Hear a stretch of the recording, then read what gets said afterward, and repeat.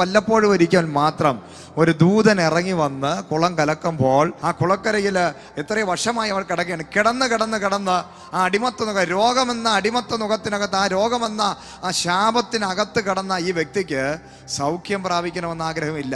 കാരണം മനസ്സുകൊണ്ട് ആ സാഹചര്യങ്ങളോട്, ആ ജീവിത ശൈലിയോട് പൊരുത്തപ്പെട്ടു പോയിരിക്കുകയാണ്. ദൈവത്തിന്റെ വചനം എന്താണ് പറയുന്നത്? ഒരിക്കലും ഈ അവസ്ഥയിൽ കിടക്കാനല്ല ദൈവം നമ്മളെ വിളിച്ചത്. ആ വ്യക്തിയോട് യേശു വന്ന് ചോദിക്കുന്ന ഒരു കാര്യമുണ്ട്, ഹല്ലേലൂയ, നിനക്ക് സൗഖ്യമാകുവാൻ മനസ്സുണ്ടോ? അവിടെ യേശു കർത്താവ് എന്താ അത് ചോദിക്കാൻ കാരണം? എല്ലാ രോഗികളോടത്തും കർത്താവ് അങ്ങനെ ചോദിക്കാറില്ല. ആ വ്യക്തികളുടെ ഹൃദയം അല്ലെങ്കിൽ ആ വ്യക്തിയുടെ മനോഭാവം അനുസരിച്ചാണ് ദൈവം അത്ഭുതങ്ങൾ ചെയ്യുന്നത്. നമുക്കറിയാം, ലഗ്യോൻ ബാധിച്ചവനോട് ദൈവം ഒന്നും ചോദിക്കുന്നില്ല. കർത്താവിനെ കണ്ടപ്പോൾ തന്നെ അവന് സുബോധം വരികയാണ്. കാരണം സുബോധമില്ലാത്തവനാണ് അവൻ.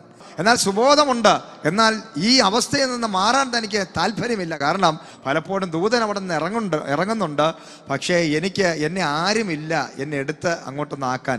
നമ്മളൊക്കെ എപ്പോഴും പറയുന്ന ഒരു കാര്യം, പലരെയും നമ്മൾ പഴിചാരാറുണ്ട്. നമ്മുടെ മനോഭാവം ശരിയല്ലാത്തതിനും നമ്മുടെ ജീവിതം ശരിയല്ലാത്തപ്പോഴും നമ്മുടെ ആറ്റിറ്റ്യൂഡുകൾ ശരിയല്ലാതിരിക്കുമ്പോഴും നമ്മൾ സാഹചര്യങ്ങളെ പഴിചാരും.